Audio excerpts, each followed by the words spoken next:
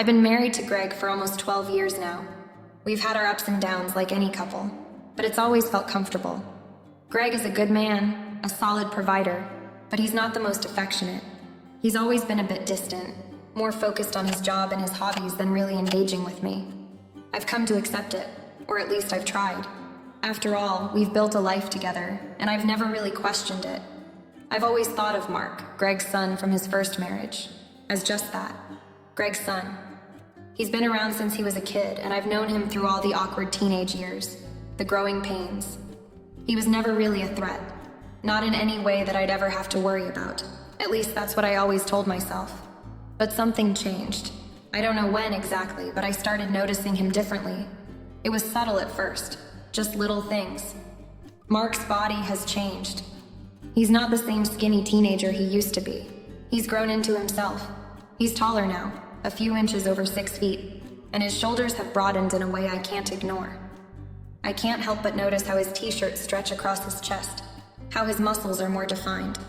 There's a quiet strength in the way he moves now, like he's finally grown into the man he was always meant to be. His face has changed too, more defined, more mature. The soft, round cheeks from his younger days are gone, replaced by a sharp jawline and those deep eyes of his. Eyes that once seemed boyish now have this kind of intense look, like he's always thinking something deeper than what he's saying. I couldn't help but catch myself staring at him sometimes, especially when he walked into a room, and I'd catch a glimpse of him from the corner of my eye.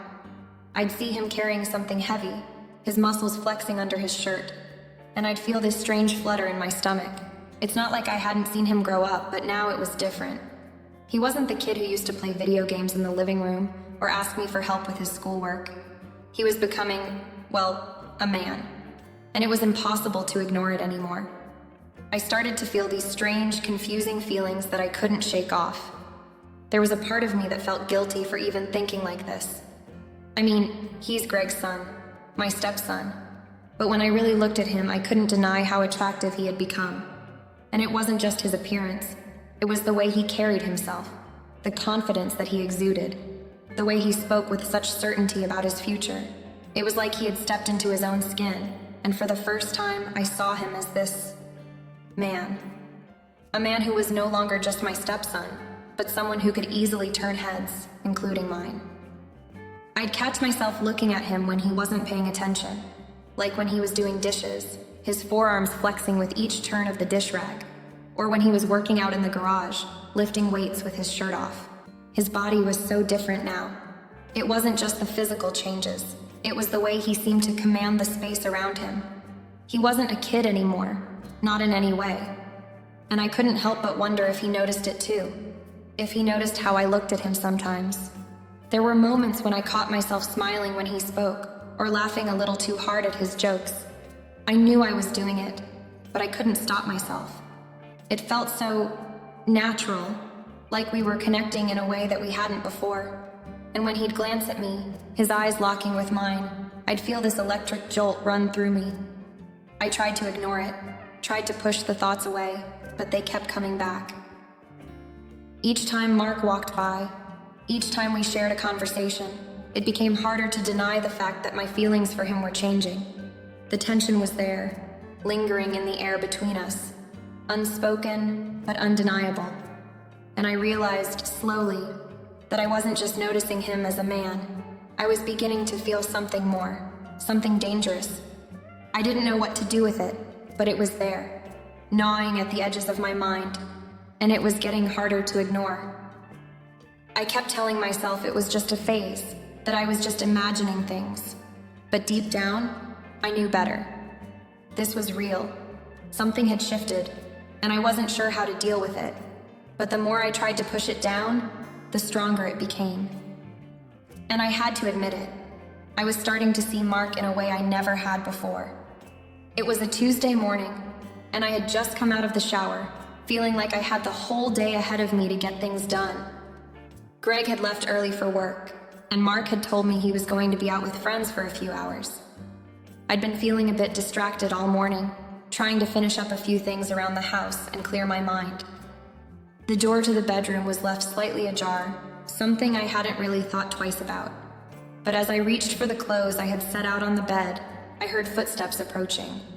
I didn't expect anyone to be near the room, but then, without warning, I heard the door creak open a bit more, and I looked up just in time to see Mark walking past the room. He didn't know I was there. He had no idea I was standing just a few feet away from the door, wrapped in nothing but a towel fresh from the shower. It wasn't even a second, but in that brief moment I saw him stop, his eyes catching something he wasn't supposed to.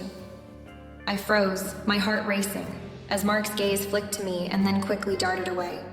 It was one of those strange moments where time seemed to stretch. His face went red, and I could tell he was embarrassed, just as much as I was. He mumbled something under his breath, barely audible, before hurrying off down the hall. Probably to give me some space, but I could still feel the weight of that split-second exchange hanging in the air. I quickly shut the door, trying to compose myself, but my hands were shaking. That moment, that brief glimpse, had been unintentional on both sides, but now it felt like something more. My pulse still raced, my mind going back to the way Mark's eyes had flickered in that moment.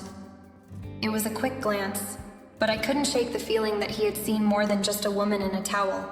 Something about the way his gaze lingered for that split second, even though he quickly looked away, felt too charged for comfort. I couldn't ignore it, and I wasn't sure if he could either. I stood there staring at the door, feeling the awkwardness thick in the air. Part of me wanted to go after him, apologize for being in such an embarrassing situation. But another part of me, the part I didn't want to admit to myself, didn't want to make it awkward. It felt like something had shifted between us in that moment, something unspoken and fragile. Neither of us had said a word about it, and it was like we both knew it was better left unsaid. But the truth was, I couldn't stop thinking about it. That split-second interaction kept replaying in my mind over and over again, like a film stuck on repeat. I couldn't shake the image of Mark's eyes catching me, the way he seemed both startled and intrigued at the same time. It made me uncomfortable in ways I didn't know how to deal with. It felt like we had crossed a boundary without even trying, and it left a strange knot in my stomach. I didn't want to act like it mattered, but I couldn't help the way it affected me. I spent the next hour trying to distract myself, putting on clothes, doing laundry, and pretending like nothing had happened. But I knew it had. And even though neither of us had said a word, it was clear that we both knew something had changed. Something had shifted in the air between us. The days after the incident felt heavy, almost too quiet. There was a tension that lingered in the house, a subtle shift in the air that neither Mark nor I dared to acknowledge. I tried my best to keep things normal, to pretend like everything was as it had been before that awkward moment. But it wasn't. I could feel Mark's presence in a new way now. Every time I saw him, there was this invisible thread pulling at me, an awareness of him that hadn't been there before. I noticed how he started sitting a little closer to me on the couch when we watched TV, how his voice seemed deeper when he spoke to me. It wasn't overt, nothing obvious, but I could feel it. His glances, too, were different, more lingering, as if he was studying me in a way that made me self-conscious, and yet, I couldn't ignore the way my pulse quickened every time our eyes met. He wasn't just growing physically. His body had changed, of course, but it was more than that. It was the way he carried himself now, with a quiet confidence that was impossible to miss. His shoulders were broader, his jawline sharper. I'd always seen him as Greg's son, still a boy in many ways. But now, as I watched him walk through the house, there was no denying that he was becoming a man, and something about that started to make me feel things I wasn't ready to confront. We started talking more. Simple conversations at first, just small talk. But then it became easier to talk to him about more personal things. His career, his frustrations about school, his dreams for the future. I found myself giving him advice, listening to him vent, and before I knew it, we were staying up late, chatting for hours. It was almost like we were building a friendship, a kind of bond that was based on mutual respect and understanding. But the more we talked, the more I noticed how easy it was for us to slip into deeper, more intimate conversations. Conversations that felt less like a mother and son dynamic and more like something else. He started confiding in me in ways he hadn't before. The kind of stuff that boys didn't usually tell their stepmoms. His worries about the future, his fears about whether he was good enough, whether he'd ever find his place in the world. I couldn't help but see how much he was struggling, how vulnerable he could be when he opened up. There was something incredibly raw and honest about the way he trusted me, and that trust began to make me feel something I couldn't ignore. He wasn't just my stepson anymore. He was someone I was starting to care for in a deeper way. And it wasn't just one-sided. I noticed how much more attentive he became, how he would reach out in little ways, helping me with things around the house, carrying the heavy bags without me asking, offering to make dinner when Greg was working late. His gestures, though small, felt loaded with meaning. He wasn't doing it out of obligation. It was like he was trying to show me that he appreciated me, that he valued our time together. And as much as I tried to push it aside, a part of me felt like he was beginning to see me differently too. Sometimes, after one of these conversations, I'd catch myself staring at him a little longer than I should. His laughter, his smile, even the way his eyes sparkled when he talked about his passions, it all pulled me in. I couldn't deny it. I was starting to see him not just as Greg's son, but as something else. Something more complicated. There was a quiet intensity that had built between us, one that I couldn't explain away. We were connecting on a level I hadn't expected, and it scared me. But even as it scared me, I couldn't help but feel drawn to it, to him. And no matter how hard I tried to push those feelings down, they kept resurfacing. I'd find myself thinking about him at night, wondering what he was doing, what he was feeling. The simple act of him sitting next to me on the couch, his shoulder brushing against mine, would make my heart skip a beat. It was silly. It was dangerous. But it felt real. And that was the problem. Because it wasn't supposed to be real. He was Greg's son. But somehow the lines had begun to blur, and I couldn't seem to find my way back to where things had started. The night it happened, I didn't expect it. I never thought it would actually happen.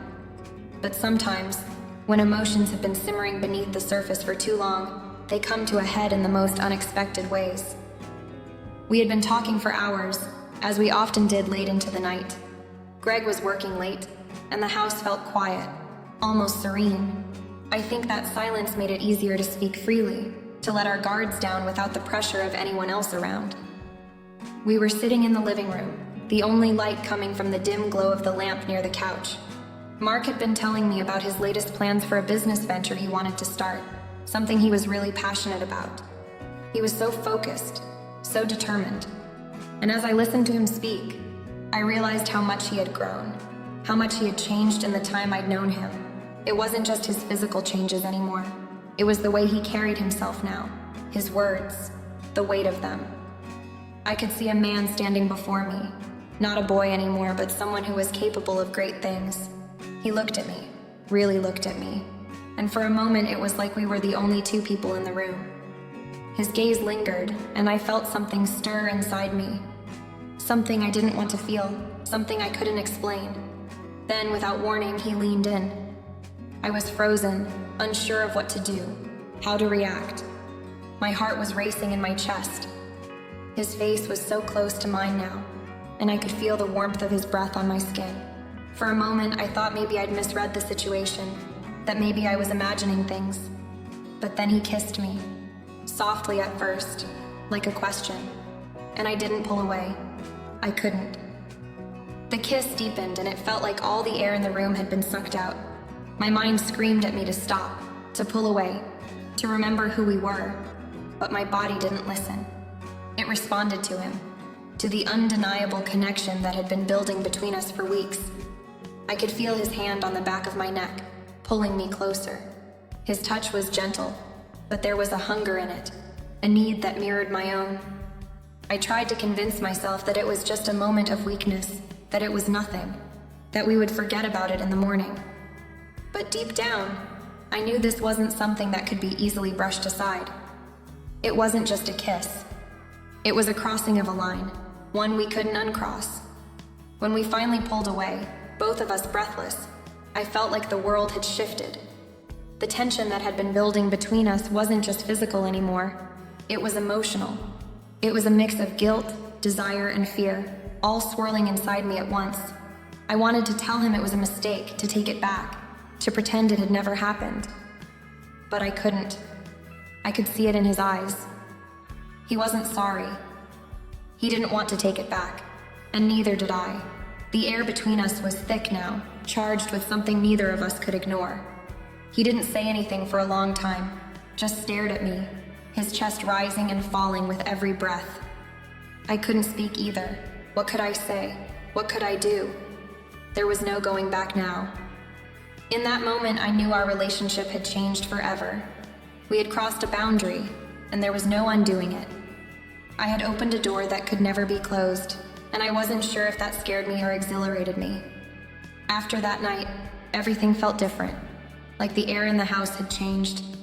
It was as if Mark and I were walking around with this heavy secret between us, something that couldn't be seen, but was felt in every glance, every conversation. We had crossed a line, and now we had to live with the consequences of it, though we both tried, in our own ways, to pretend nothing had happened, but pretending only works for so long. I found myself watching Mark more closely now, noticing the little things, the way he smiled at me with a knowing look, the way his eyes lingered just a moment longer than they should. It was as if he was silently acknowledging the connection we'd shared, and it made everything feel charged. I tried to avoid him when I could, keeping myself busy with household tasks or spending time in my room, but it wasn't enough. He was always there, lurking just around the corner, and the tension was building, becoming impossible to ignore. And then there was Greg. He started acting differently, as if he could sense something was off between us. Though he couldn't quite put his finger on it, he'd ask if everything was okay, if I was feeling all right, and I'd brush him off, saying everything was fine. But I knew he wasn't convinced, and that made everything even harder. Every time he gave me that look, half curious, half concerned, I felt my stomach twist. How could I lie to him? How could I look him in the eye and pretend that nothing had changed when everything had? The guilt ate at me. I couldn't shake it. I tried to talk myself out of it, tried to convince myself that it was just a moment of weakness, that it wasn't a big deal. But deep down, I knew better. I knew that what had happened between Mark and me wasn't just a kiss. It was something deeper, something that neither of us was ready to face. And the more I tried to push it down, the more it bubbled to the surface. Mark, on the other hand, seemed to be embracing the tension. He'd flirt with me, teasing me in ways that made my heart race. A casual touch of his hand on my shoulder, a lingering gaze when he thought I wasn't looking. He knew what he was doing, and he was enjoying every second of it. I couldn't help but respond to him, even though I knew I shouldn't. His presence was magnetic, and no matter how hard I tried to resist, I was pulled in by it. The secrecy between us became a game, one that we both played, knowingly and knowingly. Every stolen glance, every secret moment felt like a victory, and the longer we kept it hidden, the more dangerous it became. There was a thrill in it, yes, but also a constant gnawing fear. What if someone found out? What if Greg knew? What if our whole world came crashing down? But at the same time, there was an undeniable attraction, a pull that neither of us could ignore. The tension between us was like a slow-burning fire, and every time we were in the same room, I could feel the heat rising. It was impossible to escape, and yet, neither of us could let go. We were caught in a web of our own making, and the more we tried to untangle ourselves, the tighter it became. There was no escaping it now. The strain of the secrecy was taking its toll, but neither of us was ready to face the truth. Not yet. The longer we tried to keep our secret, the harder it became to maintain the illusion that everything was fine. It was as though the tension between Mark and me had started to bleed into every corner of the house, leaving traces of it in the air, in the way we moved around each other, in the moments where our eyes would accidentally meet and linger a second too long. It felt like we were walking on eggshells, both of us trying to act normal, but knowing that normal had left the building a long time ago. Greg was starting to pick up on the little changes. He wasn't oblivious. I could see it in the way his eyes would narrow whenever he glanced at me and Mark. He wasn't asking direct questions yet, but I could feel the weight of his suspicion. He'd start making small comments like, "You two seem awfully quiet lately," or, "Mark hasn't been over at his friend's place as much, huh?" It wasn't much, but it was enough to make me feel the walls closing in around us. It wasn't just Greg either. The subtle tension didn't escape anyone else in the house. I started noticing how Mark's friends would behave differently when they came over, as if they too could sense something had shifted. One of them, Kyle, even made a comment once, half joking, that Mark seemed different lately. and I could feel the heat rush to my face as I quickly diverted the conversation. Kyle was a nice guy, but he was perceptive, and I didn't want anyone picking up on anything. It was like trying to hide a fire behind a curtain. No matter how hard we tried, the smoke kept seeping through. Mark's behavior became more erratic too. He'd become increasingly touchy, his flirty remarks growing bolder. It was as though he was testing how far he could push me, as if he wanted to see just how much I would let him get away with. I tried to ignore it, to tell myself it was all in my head. But the truth was, I couldn't stop noticing how his hand would brush against mine when passing by, or how he'd lean in just a little closer during conversations. It was a dangerous game, one that we both seemed to be playing without saying the words. And then, there were the nights when it was just the two of us, when the house was quiet and everything else felt far away. I'd find myself staying up late, not able to sleep, caught in this spiral of thoughts I didn't know how to untangle. Mark would come into the kitchen, looking for a snack, and there would be this electric charge in the air. He didn't even have to speak. His presence alone was enough to make my heart race. Those moments felt like everything was about to implode, and yet neither of us knew how to stop it. The guilt was there, constantly gnawing at me, but so was something else, something much stronger. It was like I was trapped in a whirlpool of attraction, and no matter how hard I tried to swim out, I kept getting pulled deeper. Mark's gaze was so intense sometimes, so full of longing, that I couldn't help but feel the same. But the fear of what would happen if anyone found out kept me frozen, paralyzed in place. I started second-guessing everything. I would look at Greg and wonder if he noticed. I would look at Mark and wonder if he wanted more than just stolen glances. Every interaction, every touch, every word felt like it was pushing us closer to something I wasn't ready to face. I didn't know what Mark wanted from me, but I knew he was no longer content with the little moments we shared. He wanted more, and the more he wanted, the harder it became to resist. The pressure of keeping the secret was suffocating. I had always prided myself on being in control, of managing everything in my life. But now it felt like I was losing control of something that was quickly spiraling into something much bigger than I ever intended. Mark and I were on a collision course, and I didn't know if either of us was ready for the fallout that was coming. It all came to a head one quiet evening, the kind of evening where everything felt still, like the calm before a storm. Greg had gone out with friends, leaving just Mark and me in the house. It was an unusual quietness. There was no background hum of the TV or the sounds of someone else in the kitchen.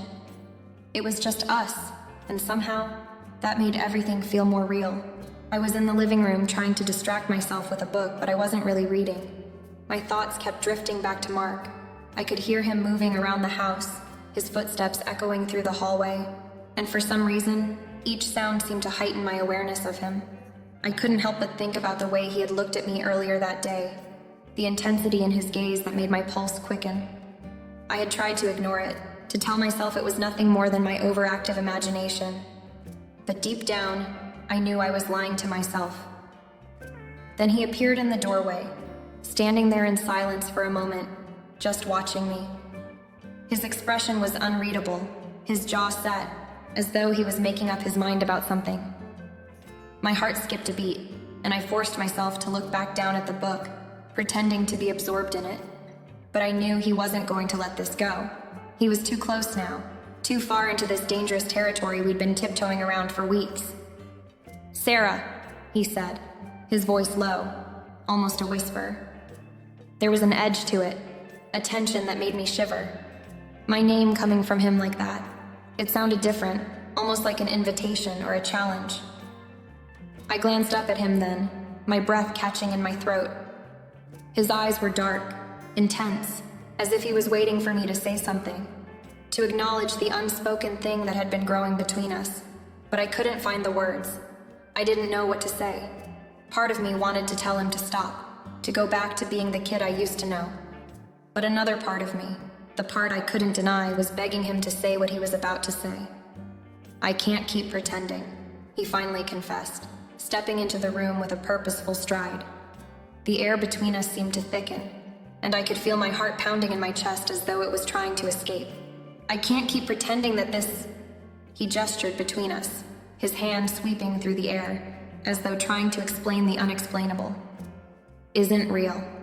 The way I feel about you, it's not something I can just ignore anymore. I froze, my mind scrambling to process his words. The world around me seemed to blur, and I felt both terrified and oddly relieved, as though a dam had just broken open, and the flood of emotions that had been building up inside me for weeks couldn't be held back anymore. I opened my mouth to speak, but no words came out. My body was betraying me, and I could feel the heat rising in my cheeks, the flush of guilt and desire mingling in a confusing rush. Mark took another step closer, his voice soft but insistent. I don't know what you want, but I can't just pretend I don't feel this anymore. I can't ignore it, Sarah. I want you. I need you to understand that. I felt like the ground beneath me was shifting, like everything I had known was crumbling around me. I wanted to say something, anything, to make sense of what was happening. But instead, all I could do was stare at him, my body tensing as I tried to figure out what to do next. His confession hung in the air like a weight, pressing down on me, making it impossible to breathe. My heart was racing, my mind spinning, and for the first time in a long while, I didn't know what to do. This was the moment. There was no turning back now. The secret that we had kept hidden for so long, the tension that had been building between us, was no longer something we could deny. Mark had spoken the truth, and now I had to decide what to do with it. I could feel the pull of him, the undeniable attraction that had been growing between us, but I also knew the consequences of acting on it. I opened my mouth, but the words wouldn't come. All I could do was look at him, my gaze locked with his, knowing that whatever happened next would change everything. The air in the house had grown thick, charged with tension that neither of us could ignore anymore. Every glance, every word seemed to hang in the air longer than it should, as though it carried a weight that was impossible to shake off. Mark's confession had shattered the fragile barrier we had built between us, and now it was all spilling out, raw, dangerous, and undeniable. I had barely slept the night before, my mind racing with 1,000 different thoughts. Could we keep going like this? What would happen if Greg found out? How had it gotten to this point? The guilt gnawed at me relentlessly, but so did the desire. I couldn't seem to push him out of my mind, couldn't forget the intensity of his touch, the way his lips felt against mine, the way his presence consumed me. But I knew deep down that this couldn't continue, not without everything falling apart. It was late in the evening when the breaking point came. Greg had promised to be home late. He had a dinner meeting that I knew would keep him out of the house for hours. I had taken that as an opportunity to try and put some distance between me and Mark. We hadn't spoken much since that night. There had been no more confessions, no more flirtatious comments, just awkward silences and a strange tension hanging between us. But somehow, tonight, that tension felt even worse. It felt like something was about to happen, something neither of us could control.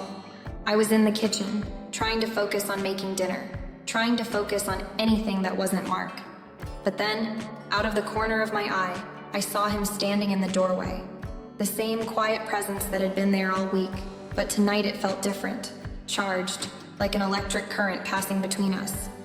He didn't say anything at first, just stood there, watching me, his eyes dark and intense. I couldn't look at him. I couldn't breathe. "Sarah," he said, his voice low and steady. "We can't keep pretending anymore. This, everything between us, it's not just going to disappear. I won't let it." The words hit me like a punch to the stomach. I couldn't respond right away, my mind still reeling from the weight of his confession. I felt paralyzed, stuck in place, caught between what I wanted and what I knew I should do. He took a step forward, closing the distance between us, and I could feel my pulse quicken, my breath becoming shallow. The room felt suffocating, and I knew deep down that this was it. This was the moment where everything would either collapse or change forever. Before I could stop myself, my hands reached out, grabbing the front of his shirt, pulling him toward me. The kiss was frantic, desperate. I had no control over it. The emotions I had been fighting, the desires I had tried to bury, all came rushing to the surface. For a split second, everything else ceased to exist. It was just Mark and me, and nothing else mattered. But then, the sound of a door opening snapped us both out of the moment. Greg. He stood in the doorway, his eyes wide with shock and confusion. The tension in the room suddenly turned suffocating, like the walls were closing in on me. I pulled away from Mark instinctively, my heart pounding in my chest. Greg stood there for a moment, frozen, processing what he had just walked in on. His face morphed from confusion to hurt, to anger, all in the span of a few seconds. You. His voice was low, almost a whisper, as though he couldn't quite believe what he was seeing. What the hell is going on here? I opened my mouth to speak, to explain, but the words didn't come. I didn't have an explanation. How could I? Mark and I had crossed a line we couldn't uncross, and now everything was laid bare. There was no hiding from the consequences. Mark stepped back, his own face flushed with guilt, but there was something else in his eyes too. Something that wasn't just fear. It was desire, and it scared me more than anything else. Greg didn't wait for an explanation. He turned on his heel, walking quickly toward the front door. I need some air, he muttered, disappearing into the night, leaving the three of us standing in the ruins of what had once been a family. I stood there, shaking, my hands trembling as I tried to process what had just happened. The weight of the moment settled over me like a heavy blanket, suffocating me. Mark was still in the room, his eyes on me, and I knew then that there was no going back. Whatever had happened between us, whatever we had started, was now out in the open, and there was no telling what would come next. The secrets we'd kept hidden for so long were finally exposed, and the consequences were just beginning.